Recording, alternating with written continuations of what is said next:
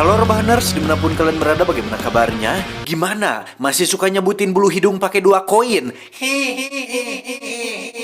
Setelah beberapa pekan mental kita berada dalam zona nyaman dan hormon kebrutalan Anda sulit untuk terbuka, kali ini saya akan merangkum sebuah film yang benar-benar sangat beradrenalin berjudul Project Wolf Hunting tahun 2022. Memang film dari Korea tetapi bukan drama, cinta-cintaan, dan jelas tidak kaleng-kaleng, sehingga langsung saja pasang handsfree. Anjing muncrat, baru juga mulai monyong deh. Sehingga langsung saja pasang handsfree, simetriskan prosesor bahan, kencangkan celana dalam, selamat menonton dan cekicrot. 관계자들이 오늘 오후 5시 마닐라 컨테이너 터미널에서 출발하는 Pada tahun 2016, sebanyak 47 penjahat asal Korea yang kabur ke Filipina akhirnya berhasil ditangkap dan dibawa kembali ke Korea menggunakan pesawat terbang, yang mana terjadi insiden tak terduga ketika seorang pria yang merupakan anggota dari salah satu keluarga korban nekat meledakkan dirinya sendiri, mengakibatkan banyak korban jiwa berjatuhan.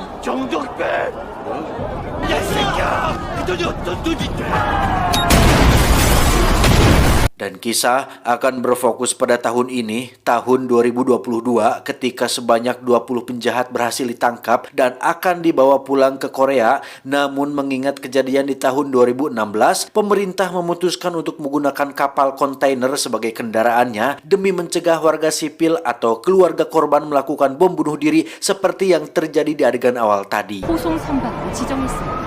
이번 송환에는 강력 사건을 이번 호송에는 일반 시민이 접근할 수 없는 화물선 터미널.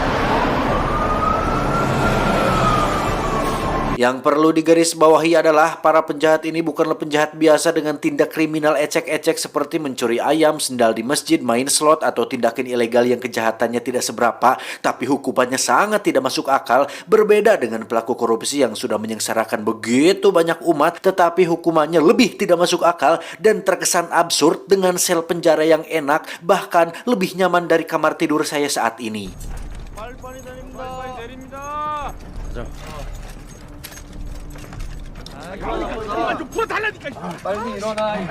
Nah, para napi ini merupakan penjahat dengan peringkat tertinggi di Interpol, yang berarti mereka semua telah melakukan tindakan kriminal di luar batas ambang, sehingga ditugaskanlah para polisi berpengalaman untuk mengawal perjalanan ini sampai tiba di Korea.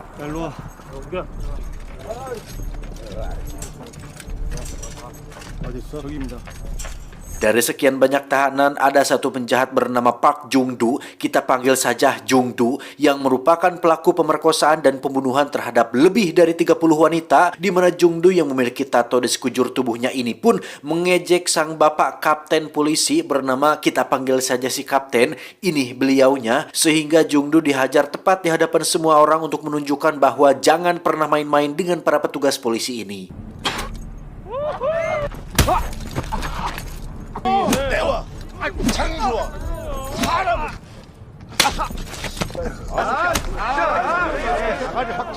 Beralih ke Korea, lebih tepatnya kantor pusat komando yang mengawasi perjalanan ini, yang di situ ada Bapak Komandan yang akan menjadi pemimpin dalam misi pemindahan para penjahat tingkat tinggi ini. Kembali ke kapal, di menit-menit sebelum keberangkatan, para tahanan pun dimasukkan ke dalam satu ruangan berisi 2 tahanan, di mana anak buah kapten yang akan ditempatkan di depan setiap ruangan untuk menjaga dan mengawasi para penjahat jikalau ada yang macam-macam atau berniat untuk melarikan diri.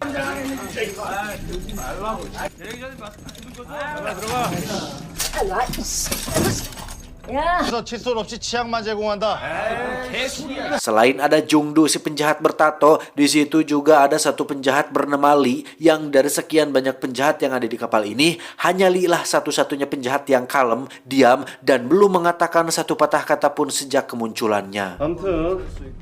변호사 선임 가능하고 아주 화려하시네. 오케이. Selain ada penjahat pria, ada juga penjahat wanita yang bernama Choi Meng-ju, kita panggil saja Yuli supaya lebih mudah menyebutnya, yang diketahui telah membunuh pasangan dan calon mertuanya dengan cara yang sangat keji dan tidak berperi kemanusiaan. 야, 살살하라고. 나 피부가 약하다고. 네, 관제센터에서 허가 떨어지는 대로 출항하겠습니다. 알았나? 네, 알겠습니다. Di sisi lain, kita akan diperkenalkan pada seorang dokter bersama asistennya yang sengaja ditugaskan untuk ikut dalam kapal ini kalau ada tahanan yang sakit selama dalam perjalanan, yang mana si dokter ini bersikap cukup mencurigakan, terlebih lagi beberapa alat medis yang dibawanya sangat tidak wajar dan tidak lazim untuk dibawa oleh seorang dokter biasa.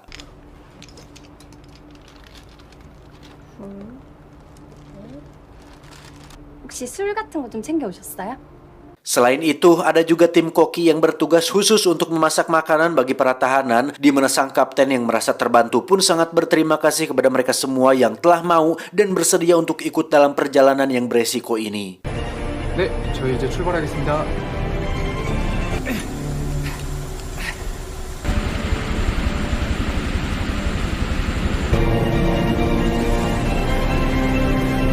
Setelah kapal berangkat, para koki pun mulai memberikan makanan kepada setiap tahanan termasuk kepada para petugas yang berjaga, di mana si dokter sendiri diam-diam pergi ke ruangan mesin dengan peta kapal yang sudah dibawanya, yang Anda semua pasti akan sangat dibuat terkejut saat mengetahui jika tak hanya penjahat peringkat tinggi saja yang dibawa di kapal ini, melainkan ada satu tahanan bernama Alpa yang sedang dalam kondisi tidur dan ditempatkan pada kotak kerangkeng besi, yang mana si dokter ini rupanya mendapat sebuah tugas rahasia untuk menyuntikkan obat bius setiap 6 jam sekali untuk membuat tahanan Alpa ini tetap tidur. 할 일만 하고 가시면 됩니다.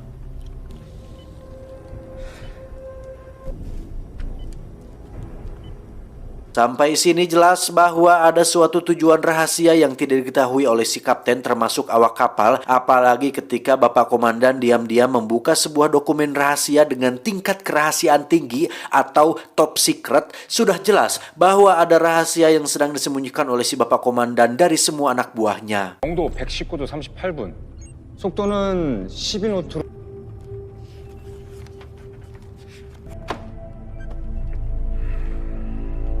Ketika tengah malam tiba, para petugas yang berjaga pun mulai lelah dan mulai lengah untuk tidak terus menjaga batanya kepada para penjahat ini, yang hal itu dimanfaatkan Jungdu untuk mengeluarkan sebuah kawat kecil yang sebelumnya sudah ditanam di bawah kulit lidahnya.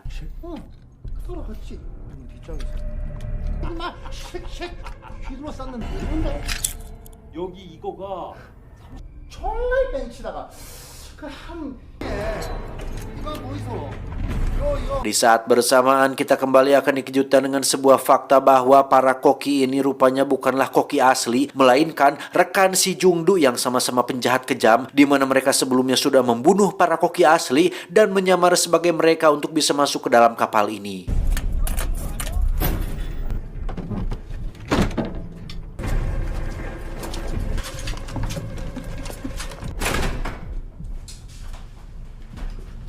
Saat akan mulai beraksi, itulah para koki abal-abal ini pun ketahuan membawa senjata oleh dua petugas, di mana mereka langsung membunuh kedua petugas ini dengan cara yang brutal dan sangat tidak manusiawi.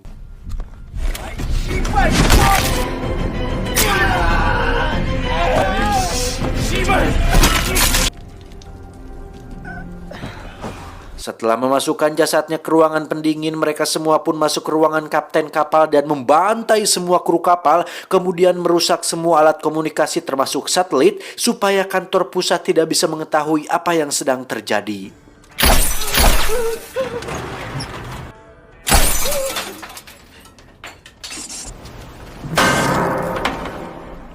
신호가 끊겼습니다. 무슨 말이야 그게? VHF 연결이 안 됩니다. AIS 입맛에 둘 다 Kembali ke Jungdu yang berhasil memancing satu petugas untuk masuk, di mana Jungdu langsung menyerangnya dengan cara menggigit telinganya sampai putus, yang di saat bersamaan muncullah sebagian koki abal-abal yang membantai seluruh petugas yang berjaga di tempat ini, sehingga Jungdu bisa leluasa menghabisi satu petugas tersebut. Dan yang lebih edan lagi adalah dia benar-benar menikmati momen tersebut dengan cara menikam jantungnya secara perlahan dan mengencingi jasad tersebut dengan sangat nikmat dan sangat mecer sekali.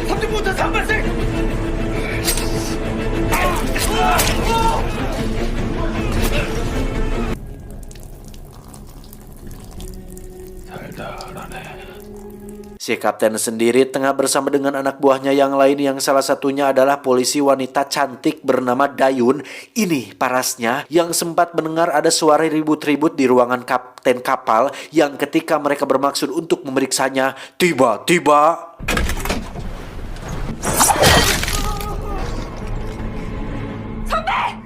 Ya, terjadi baku tembak antara si kapten dengan si ketua koki abal-abal, di mana Dayun yang cantik jelita ini pun sungguh hebat ketika berani mengangkat senjata dan terlibat dalam momen berbahaya ini.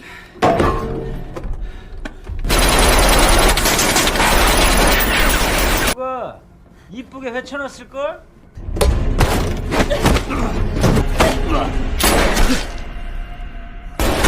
Setelah berhasil membunuh si ketua koki, Dayun pun mencoba untuk bertanya kepada satu kru kapal yang berhasil selamat mengenai apakah ada cara lain untuk menghubungi pusat, di mana si kru pun mengatakan bahwa ada telepon satelit di ruangan mesin yang merupakan satu-satunya cara agar mereka bisa menghubungi kantor pusat. Kembali ke Jungdu yang berhasil membebaskan semua penjahat sekaligus menguasai kapal ini, di mana Lee yang tidak setuju dengan aksi ini pun menyarankan Jungdu untuk urungkan niatnya karena Lee nampaknya sudah bisa membaca jika rencana ini terlalu gegabah dan bisa membuat mereka semua celaka. 그냥 조용히 한국으로 가라. 원래대로. 돌아삐겠네. 뭐 이래 됐뻔노. Si dokter sendiri terlihat begitu panik ketika mendengar suara tembakan, di mana dia memutuskan untuk mengunci pintu dan mengurung dirinya bersama si asisten agar tidak terlibat dalam kekacauan yang sedang terjadi. Sementara Jongdu pergi ke ruangan mesin, satu penjahat bernama Samsul ini pun melakukan tugasnya untuk mengumpulkan semua jasad di dalam ruangan pendingin yang secara tak terduga darah dari semua tubuh korban pun mengalir melalui saluran pipa pembuangan yang tanpa disengaja bocor dan menetes tepat di wajah si tahanan Alpa. Dan 다 옮겼습니다.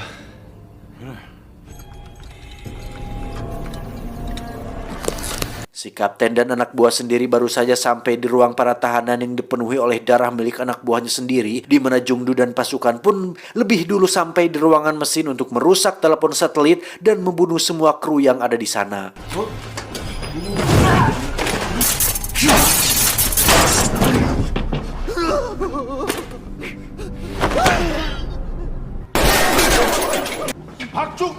Ya, muncullah si kapten bersama sisa anak buahnya yang bermaksud untuk menangkap mereka semua, yang sebetulnya kapten tinggal tembak saja para penjahat ini, beres, gak perlu ribet-ribet gelut. Tetapi nampaknya itu terlalu mudah bagi mereka semua sehingga kedua kubu ini memutuskan untuk bertarung dengan tangan kosong, yang itu lebih ada gregetnya. 움직이지 말라고 이 새끼야.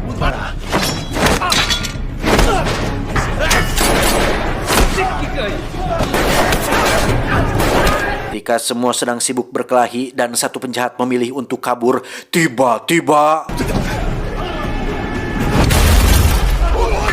ya, muncullah Alpa yang membuat semua orang langsung terdiam, yang meskipun kedua matanya tertutup karena dijahit dengan kawat, tetapi Alpa mampu melihat semua orang dengan spektrum inframerah atau suhu panas tubuh layaknya binatang serigala, di mana dia memiliki kecepatan dan kekuatan melebihi manusia normal yang membuat sebagian besar penjahat tewas dengan hanya satu serangan tangan kosong yang dilayangkan oleh Alpa.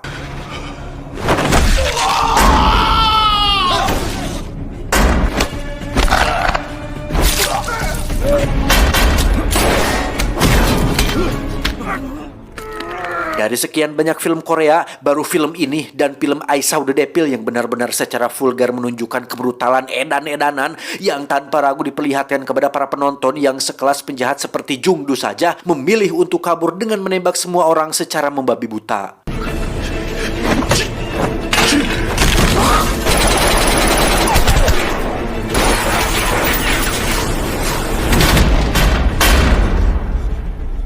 Dan ya, Alpa memiliki kecepatan super lincah layaknya serigala, di mana dua anak buah Jungdu pun dihabisinya dengan cara yang sangat berdarah-darah, sehingga Jungdu yang tidak punya pilihan lain pun terpaksa harus menghadapi Alpa. Dan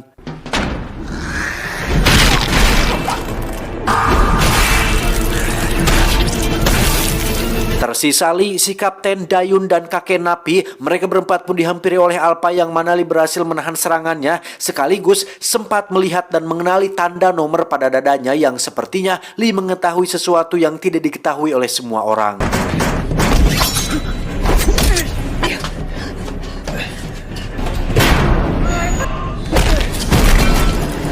Mereka berempat pun akhirnya selamat setelah berhasil menutup pintu baja otomatis, sementara si komandan sendiri menggunakan citra satelit untuk mengetahui apa yang sebenarnya sudah terjadi.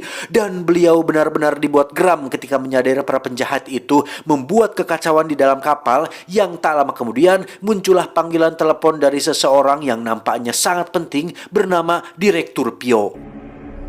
이 양반 나한테 약 좀 쳤다고. Entah siapa Direktur Pio ini, tetapi dia memiliki tanda nomor di dadanya yang sama seperti yang dimiliki oleh Alpa, di mana si komandan diperintahkan untuk segera pergi ke kapal dan bereskan kekacauan tersebut secepat mungkin. 알고도 나 몰라라는 건 당신이잖아. 내 눈앞에 데려와. Kembali ke kapal, ada 2 kru kapal yang rupanya masih hidup dan memutuskan untuk kabur menggunakan skoci. Tetapi Alpa keburu muncul dan membunuh mereka semua, yang mana si asisten dokter sendiri masih sempat-sempatnya maskeran tanpa tahu bahwa di luar sana sedang terjadi kekacauan yang sangat chaos. Dan tiba-tiba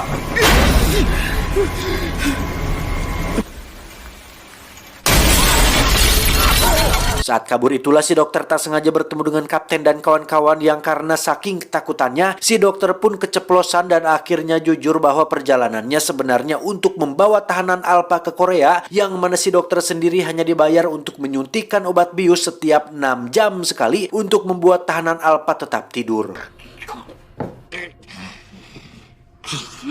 Si kapten pun menyuruh Dayun untuk membawa mereka berempat ke tempat aman, sementara dirinya akan pergi ke ruangan lain untuk mencari anak buahnya yang barangkali masih ada yang masih hidup, yang meskipun sudah diperingatkan untuk jangan memisahkan diri, tetapi si kapten tetap kekeh dan tetap yakin jika sutradara akan menyelamatkannya.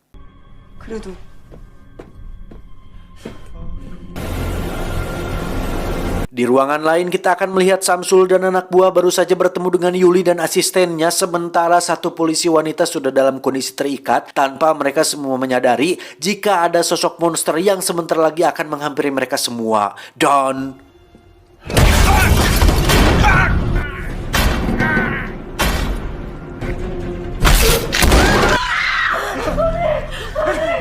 tersisa Samsul dan Yuli yang berhasil kabur menggunakan lift, di mana mereka berdua akhirnya bisa bernafas lega setelah merasa bahwa Alpa tidak akan bisa mengejar mereka. Tetapi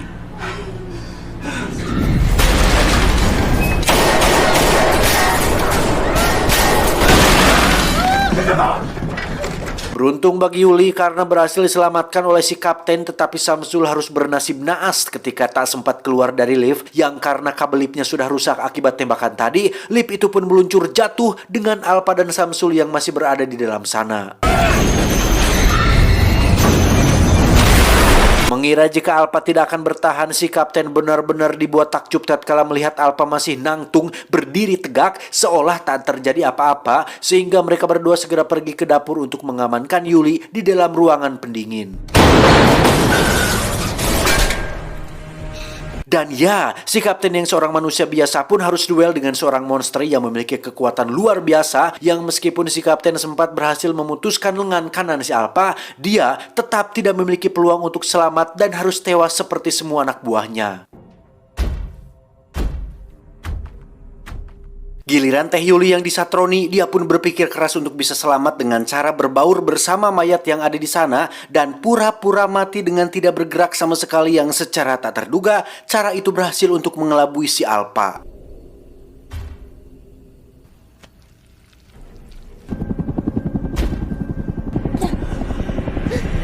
Lee dan 3 orang lain pun berhasil sampai di basement tempat di mana Alpa dikerangkeng, yang di situ Dayun menemukan sebuah berkas berisi asal-usul tahanan Alpa yang ternyata merupakan seorang tentara dari tahun 1943. 우리 할아버지 뻘이라고. 에이, 말도 안 되는 소리를 하고 있어. 실험체. Alpa dikirim ke Filipina pada saat Jepang melakukan penjajahan. Dia dan rekan-rekannya ditangkap oleh pihak Jepang, lantas dijadikan subjek percobaan dalam sebuah proyek penciptaan senjata manusia. 프로젝트 실험체 중 가장 완성형에 가까운 무차별적이고 극단적인 폭력성의 원인은 Pada laptop yang ditemukan si dokter, Alpa diketahui 5 kali lebih kuat dari manusia biasa, memiliki karakteristik genetik serigala, sensitif pada suara dan bau darah, dan penuaan sel tidak berlaku pada tubuhnya, yang itu berarti Alpa adalah makhluk abadi yang tidak akan pernah mati kecuali atas izin Allah. 완전 암세포랑 똑같네. Dan kita akan dibawa flashback ke tahun 1943 ketika eksperimen ini baru saja selesai dilakukan, di mana saat semua orang sedang tepuk tangan merayakan keberhasilan ini, suara tepuk tangan tersebut memicu Alpha untuk bangkit dan langsung membantai semua orang yang ada di sana.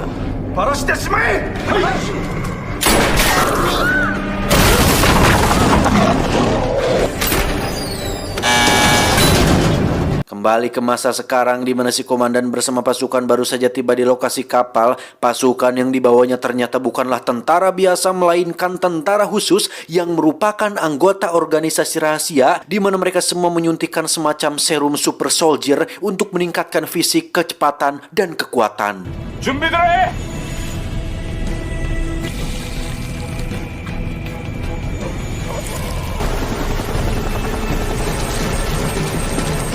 Sesampainya di dalam kapal, si komandan langsung disambut oleh Teh Yuli yang meminta pertolongan, disusul dengan kemunculan Dayun, si dokter, dan si kakek, di mana si komandan langsung membunuh Yuli dan Dayun karena tujuan mereka ke sini bukan untuk mengevakuasi mereka, melainkan untuk membunuh Alpha yang sudah kepalang lepas dan tak terkendali. Tak hanya itu, kita pun akan dikejutkan dengan sosok Lee yang ternyata memiliki tanda serupa seperti Alpha dan Direktur Pyo, di mana Lee ini merupakan salah satu subjek percobaan yang sengaja ikut dalam rombongan penjahat untuk bisa menemukan si komandan dan organisasi rahasia yang telah membuatnya menjadi seperti ini. 하는 짓거리는 여전히 추잡하네. Sedikit kilas balik, Lee dan beberapa kawannya ternyata adalah korban penculikan untuk dijadikan subjek percobaan, yang dari semua subjek tak ada satupun yang berhasil bertahan dari serum tersebut, hingga ketika semua mayat akan dibuang dan dijadikan makanan babi, Lee secara tak terduga membuka mata, pertanda tubuhnya menerima serum tersebut, yang dari situ Lee memutuskan untuk hidup normal dengan menikah dan memiliki keluarga kecil, sampai si komandan muncul kembali membunuh istri dan bayi kecilnya, yang membuat Lee memutuskan untuk membalas dendam kepada si komandan dan organisasi rahasia tersebut. Tak lama muncullah Alpha yang membuat perhatian semua orang langsung teralihkan, di mana semua pasukan langsung menembakinya, yang membuat pertarungan brutal tak terhindarkan lagi.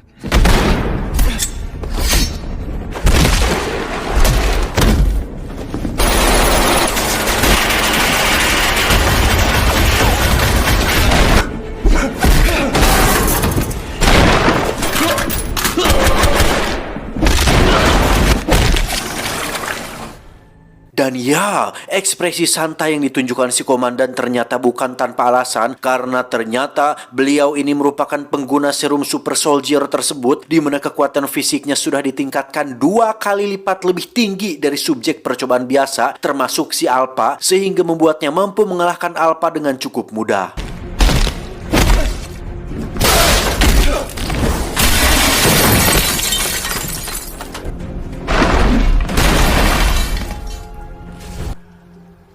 이 새끼는 죽을 거니까. Si dokter dan si kakek sendiri naik ke dalam helikopter si komandan. Alih-alih akan kabur dari sini, mereka berdua justru harus mati bersama pilot yang standby di dalam heli tersebut. Tersisa Lee dan si komandan di kapal ini. Mereka berdua bertarung dengan basic yang sama, yaitu sama-sama pengguna serum. Namun karena serum si komandan sudah ditingkatkan khasiatnya, maka Lee harus dibuat kewalahan oleh serangan yang diberikan oleh beliau.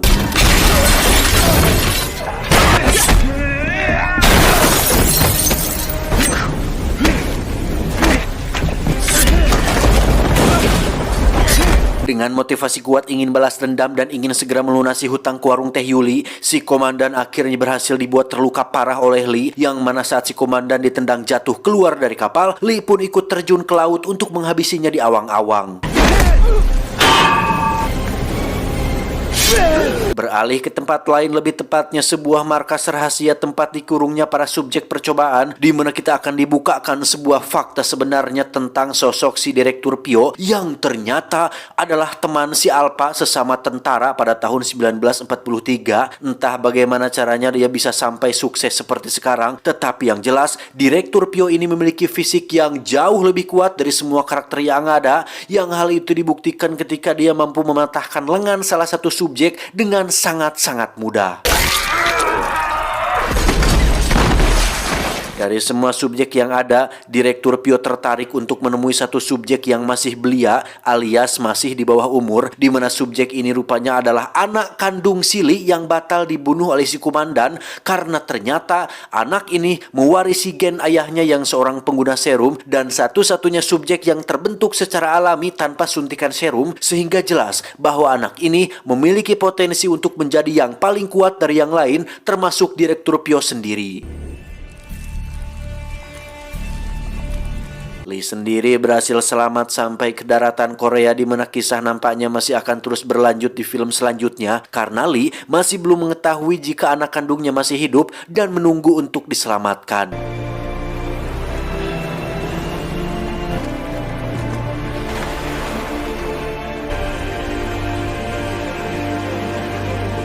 Dan inilah proyek berburu serigala. Tamat, ending yang cukup mengetangkan. Luar biasa film ini. Saya kira ceritanya biasa saja, hanya mengisahkan tahanan yang berontak di dalam kapal, terus polisi dan kru bertahan hidup dari kejaran para penjahat. Tapi rupanya ada plot twist rahasia yang cukup mengejutkan, dan sepanjang film ini benar-benar disuguhkan kebrutalan dan adrenalin luar biasa yang pastinya membuat Anda yang menonton sambil makan pasti akan langsung sebel alias mual. Saya mah tidak dong, mental kuat seperti saya mah adegan berdarah-darah seperti ini mah biasa, paling di skip. Pesan yang bisa kita ambil dari film ini adalah orang terkuat bukanlah mereka yang menunjukkan kekuatan di depan kita, tetapi mereka yang memenangkan pertempuran yang tidak kita ketahui. Jangan berhenti ketika lelah, berhentilah ketika selesai. Ingat, mencintai diri sendiri berarti memahami bahwa kamu tidak perlu menjadi sempurna untuk menjadi baik. Saya John mewakili orang-orang terkuat di bumi mengucapkan terima kasih dan sampai jumpa di video selanjutnya. Adios, Karung Tebu Tutankhamun. Cuau, cuau, cuau.